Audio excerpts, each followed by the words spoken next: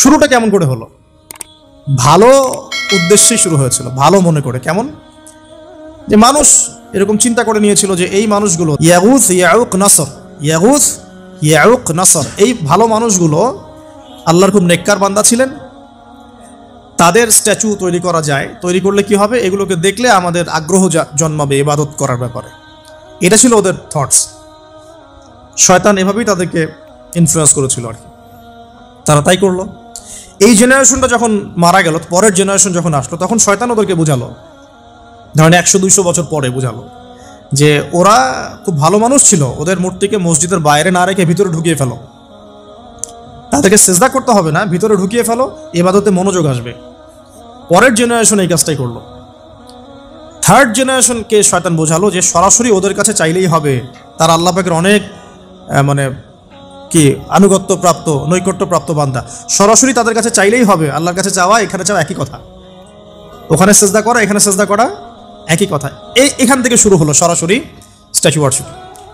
সরাসরি statue worshipping এখান থেকে শুরু হয়েছে। তো আমরা আমাদের হিন্দু ভাই বোন যারা আছেন, আমাদের আশপাশে অমুসলিম ভাই বোন, তাদের প্রতি সম্মান রেখেই এই হিস্ট্রিগুলো পড়তে বলবো আর কি, এবং যুক্তি দর্শনগুলো খুঁজতে বলবো। আসলে কি তারা শুনতে পায়? আসলে কি সে আমার কোনো উপকার করতে পারে? আসলে কি সে আমার কোনো ক্ষতি করতে পারে? আসলে কি সে সৃষ্টিকর্তার প্রতিমূর্তি হতে পারে কিনা? তো আমরা এটা আহ্বান জানাবো, আমরা কারো ধর্মীয় অনুভূতিতে আঘাত করব না। ইসলাম আমাদেরকে এটা শিখায় না। ইসলাম এটা শিখায় যে মানুষকে হিকমার সাথে, প্রজ্ঞার সাথে দাওয়াত দেয়া, যাতে করে তারা জাহান্নামের রাস্তা থেকে ফিরে আসতে পারে ইনশাআল্লাহ। এখন আসুন, তো ইব্রাহিম আলাইহিস সালাম সমাজের মানুষকে দাওয়াত দেন। কিভাবে দেন? কোরআনে এভাবে ভাষা আসছে। আমি সূরাগুলোর নাম বলে দিই, আপনারা একটু চেক করে নিয়েন। সূরা আম্বিয়ার মধ্যে আসছে, সূরা সফফাতের মধ্যে আসছে, সূরা আনআমের মধ্যে আসছে। তো তিনি দাওয়াত দেন এভাবে যে ওয়াইজ ক্বালা ইব্রাহিম, যখন ইব্রাহিম বললেন লিআবিহি ওয়া কওমিহি, তার বাবাকে এবং তার কওমকে বললেন, মা হাযিহি তামাসিলুল্লাতী আনতুম লাহা আকিফুন, তোমরা এইসব কি মূর্তির উপাসনা করো, এদের চারপাশে ঘুরতে থাকো, কি সব করো? তো তারা বলে যে নাহনু বাল ওয়াজাদনা আবাআনা কাযালিকা ইয়াফআলুন, আমরা আমাদের বাপ দাদাদেরকে দেখেছি এইভাবেই করতে। তাদের রেফারেন্স কিন্তু এটাই ছিল। কোনো দালিলিক জ্ঞানতাত্ত্বিক যুক্তি বিজ্ঞান দর্শন এখানে নাই। দর্শন এখানে কি, ফিলোসফিটা কি? বাপ দাদাদেরকে দেখেছি করছে। তো এটা দিয়ে আবার অনেক সময় বাংলাদেশে আবার একটা ট্রেন্ড চালু করা হয়েছে যে তোমরা দীর্ঘদিন 1200 বছর থেকে যে ইসলামটা ফলো করে আসছো ওটা ভুয়া, আমরা যেটা নতুন মডারেশন দিচ্ছি এটাই সঠিক। এই দলিল সেম না। এখানে অমুসলিমদেরকে দাওয়াত দেওয়া হচ্ছে। অমুসলিমরা বলছে যে আমরা বাপ দাদাদেরকে দেখেছি যে তারা এইভাবেই মূর্তি পূজা করতো, আমরা তাই করি। এটার সাথে কি হানাফি মাযহাবকে মিলাবেন আপনি? হ্যাঁ, হানাফি মাযহাব বাপদাদা থেকে চলে আসে, ভুয়া, নতুন যেটা দিচ্ছি এটাই সঠিক। আস্তাগফিরুল্লাহ। তো আমরা হাত চেঞ্জ করাকে এখন মনে করি হিন্দু থেকে মুসলমান হইলাম মনে হয়, হাত বদল করাটাকে মনে হয় যে হিন্দু থেকে মুসলমান হয়েছি মনে হয়। গভীরে ঢোকেন, ওলামায়ে কেরামদের মানে দার্সে গিয়ে বসে গভীরে ঢুকলে বুঝতে পারবেন যে ইসলামিক স্কুল অফ থটগুলা প্রত্যেকটারই ভিত্তি আছে, এগুলোর গভীর শেকড় আছে, ভিত্তি আছে। আল্লাহ, রাসূল এবং রাসূলের সাহাবীগণ, এই তিনটাকেই মানতে হবে। আপনি যদি বলেন যে আমি সাহাবীদেরকে মানি না, খালি আল্লাহ এবং রাসূলকে মানি, তাহলে আল্লাহকে রাসূলকে মানতে পারবেন না। সাহাবীদের অনুসরণ না করলে রাসূলকে ফলো করতে পারবেন না। তো ওইটা আজকের ইস্যু না, এটা ফিকহি অনেক ব্যাপার, গভীর ব্যাপার, এটা অন্যদিন কথা হবে। এই দলিল কিন্তু সেম করা যাবে না আবার, যে আমরা বাপ দাদা থেকে দেখে আসছি তোমরা নামাজ এইভাবে পড়ো, এই নামাজ ওই দলিল চলবে না, আমারটা ঠিক, এটা ঠিক না। নামাজ যেটা পড়ে আসে তারা, এটা ঠিক আছে, এর প্রত্যেকটা দলিলের মধ্যে অথেন্টিসিটি আছে। এরকম করে সমাজে ফিতনা ছড়ানো ঠিক হবে না, বিভ্রান্তি ছড়ানো ঠিক হবে না। এখন আসুন, ইব্রাহিম আলাইহিস সালামকে কি আনসার দিচ্ছেন? আমরা আমাদের পিতা মাতাদেরকে দেখেছি, বাপ দাদাকে দেখেছি এরকম তাওয়াফ করতে, মূর্তির চারপাশে পূজা করতে, নজর দিতে। তো ইব্রাহিম আলাইহিস সালাম বলছেন যে হাল ইয়াসমাউনাকুম, এই মূর্তিগুলো কি তোমাদেরকে শুনতে পারে? ইয তাদউন, যখন তোমরা একে ডাকো। হাল ইয়ানফাউনাকুম, তোমাদের কোনো উপকার আসতে পারে? আও ইয়াদুররুকুম, তোমাদের কোনো ক্ষতি করতে পারে? তার দলিলগুলো কিন্তু অকাট্য। ইব্রাহিম আলাইহিস সালামের দলিলগুলো কিন্তু এখানে, যুক্তিগুলো কিন্তু অকাট্য। আসলে কি সে শুনতে পারে? আসলে কি সে দেখতে পারে? আসলে কি সে তোমার উপকার করতে পারে? তাদের কিন্তু কিছু বলার নাই এখানে। তারা বলছে বাল ওয়াজাদনা আবাআনা কাযালিকা ইয়াফআলুন, আমাদের পিতা মাতা বাপ দাদাদেরকে দেখেছি এইভাবেই করতে। ইব্রাহিম আলাইহিস সালাম বলছেন যে ইন্নাকুম আনতুম লাফি দালালিম মুবিন, তোমরা তো সুস্পষ্ট বিভ্রান্তির মধ্যে আছো। তাহলে তো এরকম আরো অনেক আয়াত আছে। সূরা ওয়া ইন্না মিন শিআতিহি লা ইব্রাহিম ইয জাআ রাব্বাহু বিকলবিন সালিম ইয ক্বালা লিআবিহি ওয়া কওমিহি মাযা তা'বুদুন, তোমরা কিসের ইবাদত করো? আইফকান আলিহাতান দুনাল্লাহি তুরিদুন, তোমরা কি আল্লাহ সম্পর্কে মিথ্যা মিথ্যা মিথ্যা আরোপ করতে চাচ্ছ? ফামা যান্নুকুম বিরাব্বিল আলামিন, আল্লাহ রাব্বুল আলামিন সম্পর্কে তোমাদের কি ধারণা? এভাবে তিনি তার কওমকে দাওয়াত দিতে লাগলেন। কিন্তু তাদের কওমের দলিল একটাই ছিল, বাপ দাদাদেরকে দেখেছি এভাবে মূর্তি পূজা করতে, তাই করি। সনাতন, এটা ছিল কি সনাতন থটস। আরো একটা দাওয়াত ইব্রাহিম আলাইহিস সালাম তার কওমকে দিলেন, সেটা কি? এবার এখানে সমাজের মানুষের সাথে ওই সমাজের ধর্ম নেতারাও ছিল। সমাজে কিন্তু কয়েক শ্রেণী মানুষ থাকে, মানে সামাজিক নেতা, ধর্মনেতা, রাষ্ট্রনেতা। তো রাষ্ট্রনেতা পর্যায়ে এখনো ইব্রাহিম আলাইহিস সালাম যান নাই, এখন সমাজ নেতা আর ধর্মনেতা চলছে আর কি। এবার ধর্মনেতা আসলো, এসে ধর্মনেতারা তাকে বোঝানোর চেষ্টা করলো যে এই আসমানের তারা, চাঁদ, সূর্য, প্রকৃতি, গাছপালা, এগুলো ইলাহ, এগুলোর ইবাদত করা যায়। এই ঘটনা আল্লাহ রাব্বুল আলামিন সূরা আনআমের মধ্যে বলেছে। তো ইব্রাহিম আলাইহিস সালামকে তারা দেখাচ্ছে, এটা আরবীয় একটা কাব্যিক ভাষায় কোরআনে এসেছে, চমৎকার ভাষায়, যে ফালাম্মা জান্না আলাইহিল লাইল, যখন তার উপর রাত আচ্ছাদিত হলো, রাআ কাওকাবা, তখন ইব্রাহিম আলাইহিস সালাম কি দেখলেন? আকাশে তারা দেখলেন। ঠিক আছে, তারা দেখলেন। মূর্তি পূজার এখানেই আছে, ধর্মনেতারাও এখানেই আছে। তো তিনি বলছেন হাযা রব্বি, এটা আমার রব। ফালাম্মা ফালা, যখন তারকাগুলো অস্তমিত হলো, ক্বালা লা উহিব্বুল আফিলিন, আমি তো অস্তমিত যাওয়া জিনিসকে পছন্দ করি না।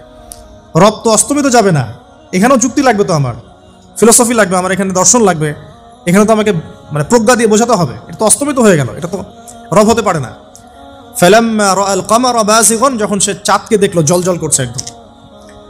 আর এখনকার চাঁদ দেখা আগের চাঁদ দেখা তো এক না, এখন তো আমরা চাঁদের আলোই খুঁজে পাই না, তখনকার চাঁদ তো অন্যরকম। তো বাযিগান মানে জলজল করছে, তখন তিনি বলেন হাযা রব্বি, এটা আমার রব।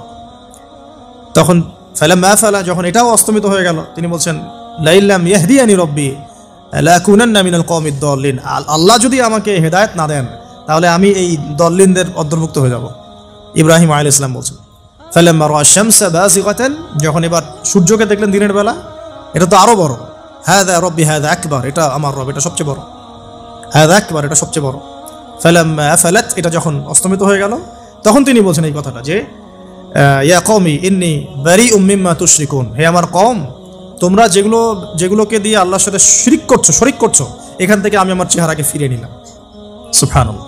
তখন তিনি এই কথাটা বলেন ইন্নী ওয়াজ্জাহতু ওয়াজহিয়া লিল্লাযী ফাতারাস সামাওয়াতি ওয়াল আরদা হানিফাও ওয়া মা আনা মিনাল মুশরিকিন, আমি আমার চেহারাকে ফিরিয়ে নিচ্ছি এই আসমান সমূহ এবং জমিনের সৃষ্টিকর্তার দিকে, এবং আমি মুশরিকদের অন্তর্ভুক্ত নই। ইন্না সলাতি ওয়া নুসুকি ওয়া মাহইয়ায়া ওয়া মামাতি লিল্লাহি রাব্বিল আলামিন, আমার সালাত, আমার কুরবানি, আমার স্যাক্রিফাইস, আমার জীবন, আমার ফুল লাইফ, আমার মৃত্যু, সবকিছু কার জন্য? জগৎসমূহের প্রতিপালক আল্লাহর জন্য। লা শারীকা লাহু, তার কোনো শরীক নাই। ওয়া বিযালিকা উমিরতু, এই একনিষ্ঠভাবে তার ইবাদত করার জন্যই আমি আদিষ্ট হয়েছি। ওয়া বিযালিকা উমিরতু ওয়া আনা মিনাল মুসলিমিন, এবং আমি মুসলিমদের অন্তর্ভুক্ত। এই শুরু হলো এবার পুরো স্পষ্টভাবে তাওহীদের ঘোষণা দেয়া। তবে ইব্রাহিম আলাইহিস সালামের এক একটা পদক্ষেপই যৌক্তিক না, বৈজ্ঞানিক না, এবং অকাট্য প্রমাণ আছে না, এগুলোকে কিন্তু ভেদ করতে পারছে না তারা। এবার ইব্রাহিম আলাইহিস সালাম চিন্তা করলেন দাঁড়া, এবার উচিত শিক্ষা দিতে হবে। তবে আগে বলেন এই যে উচিত শিক্ষাটার কথা বলছে, এটা আবার আপনারা খবরদার ভুলেও কোথাও দিতে যায় না, ঠিক আছে? এটারও সময় আছে। ইব্রাহিম আলাইহিস সালামের সাথে নবী সাল্লাল্লাহু আলাইহি ওয়াসাল্লামের জীবনের মিলের কথা বলছিলাম। নবী সাল্লাল্লাহু আলাইহি ওয়াসাল্লাম মক্কা বিজয়ের আগে কি কখনো মূর্তির গায়ে হাত দিয়েছেন কিনা বলেন? দিয়েছেন? যখন মক্কা বিজয় হয়ে গেছে, পুরো স্টেটই আপনার, অথরিটি আপনার, তখন আপনি আপনার অ্যাকশন নিতেই পারেন, সেটা আপনার ব্যাপার, তখন আপনি কি করবেন? মুহাম্মদ সাল্লাল্লাহু আলাইহি ওয়াসাল্লাম কাবা ঘরে ঢুকে তখন মূর্তি ভেঙেছেন এবং বলেছেন ওয়াকুল জাআল হক ওয়া যাকাল বাতিল ইন্নাল বাতিলা কানা যাহুকা, তাই না? তো ইব্রাহিম আলাইহিস সালাম এবার শিক্ষা দেওয়ার চিন্তা করছেন। তিনি বলছেন যে যখন এরা মেলাতে যাবে, ওই উৎসবে যাবে, তখন আমি এদেরকে দেখে নিব। এটা কুরআন চমৎকারভাবে বলেছে যে ইয ক্বালা লিআবিহি ওয়া কওমিহি মাযা তা'বুদুন আইফকান আলিহাতান দুনাল্লাহি তুরিদুন ফামা যান্নুকুম বিরাব্বিল আলামিন। হ্যাঁ, ফারাগা ইলা আলিহাতিহিম ফাকালা আলা তা'কুলুন। ইব্রাহিম আলাইহিস সালাম এবার যখন ওরা মেলায় চলে গেছে, তো যাওয়ার আগে আবার ইব্রাহিম আলাইহিস সালাম বলছিলেন যে ইন্নী সাকিম, আমি হচ্ছি অসুস্থ, আমি কি অসুস্থ। নাযারা নাযরাতান ফিন নুজুম, ইব্রাহিম আলাইহিস সালাম রাতের বেলা আকাশের দিকে তাকালেন একবার, তাকিয়ে ওদেরকে বললেন যে ইন্নী সাকিম, আমি অসুস্থ। এটা কৌশল, আমি অসুস্থ, এটা কৌশল। এই কৌশল আবার সব জায়গায় খাটাতে যায় না আর কি। তো এবার যখন তারা চলে গেল, ফারাগা ইলা আলিহাতিহিম ফাকালা আলা তাকুলুন, এবার তিনি ওই মূর্তি গৃহ যেটা ওদের, ওখানে ঢুকে বলছেন যে আলা তাকুলুন, তোমাদের কি হলো, খাচ্ছ না কেন? কাদেরকে বলছে এই কথা? মূর্তি, খাচ্ছ না কেন? আলা তাকুলুন। ফারাগা ইলা আলিহাতিহিম ফাকালা আলা তাকুলুন মা লাকুম লা তানতিকুন, কি হলো, কথা বলছো না কেন? মা লাকুম লা তানতিকুন, কি হলো, কথা বলছো না কেন? এবার ফারাগা আলাইহিম দরবাম বিল ইয়ামিন, এবার ইয়ামিন মানে ডান হাত, ডানাতে যা পেয়েছিলেন আর কি, তা দিয়ে সবগুলোকে ভেঙে চুরমার করে ফেলছে। ব্যাস, এবার ওরা যখন আসলো এসে বলছে যে আনতা ফাআলতা হাযা বিআলিহাতিনা ইয়া ইব্রাহিম, ইব্রাহিম তুমি কি আমাদের উপাস্যদের সাথে এই কাজ করেছো? ইব্রাহিম বলছেন লা, না, বাল লা আসলে কোরআনে নাই, আমি নিজের মতো করে বললাম আরবি বলতে বলতে, বাল ফাআলাহু কাবীরুহুম হাযা, বরং এই বড়টা এই কাজ করছে। এর মধ্যে সবচেয়ে বড় যেটা আছে এই বেটার কাজ, আমি করি নাই, আমি তো করি নাই। তখন ওরা তো এটা তো হতভম্ব হয়ে গেল, যে সে বলছে যে তুমি তো জানো, তুমি তো খুব ভালো করেই জানো যে তারা কথা বলতে পারে না, নড়াচড়া করতে পারে না, কিছুই করতে পারে না। তখন তিনি বললেন তাহলে তোমরা কেন এমন ইলাহের উপাসনা করো যে কথাও বলতে পারে না, শুনতেও পারে না, দেখতেও পারে না, তোমার উপকারও করতে পারে না, ক্ষতিও করতে পারে না। কিন্তু এবারও কিন্তু যুক্তি নাই, কোনো তাদের কাছে কোনো দলিল নাই, কোনো প্রমাণ নাই, কোনো যুক্তি দর্শন কিচ্ছু নাই। এবার শুরু হলো জুলুম। জালেমের কাজ কি? যুক্তি, জ্ঞান, দর্শন, বিজ্ঞান এগুলো দিয়ে যখন পরাস্ত, এগুলো দিয়ে পারছি না, এবার পেশি শক্তি। এবার কি? পেশি শক্তি। ব্যাস, এবার পেশি শক্তি। ইব্রাহিম আলাইহিস সালামকে নিয়ে যাওয়া হচ্ছে নমরুদের দরবারে। এবার চলো, এবার তোমার আজকে খবর আছে। এবার পুরো রিমান্ড হবে 7 দিনের। একদিন রিমান্ড হলেই অবস্থা খারাপ হয়ে যাওয়ার কথা। ইব্রাহিম আলাইহিস সালামকে এবার নিয়ে যাচ্ছে ধরেন নমরুদের কাছে, কি যে হবে আল্লাহ ভালো জানেন। ইব্রাহিম আলাইহিস সালাম যখন যাচ্ছেন তখন কি তিনি জানতেন যে আল্লাহ পাক তাকে আগুন থেকে বাঁচাবেন? এই ঘটনা যে ঘটবে তিনি কি জানতেন? আচ্ছা, আমরা না হয় জানি যে এমনটা হয়েছিল। ইব্রাহিম আলাইহিস সালাম ওই সময় তো আর জানতেন না যে কি হতে যাচ্ছে।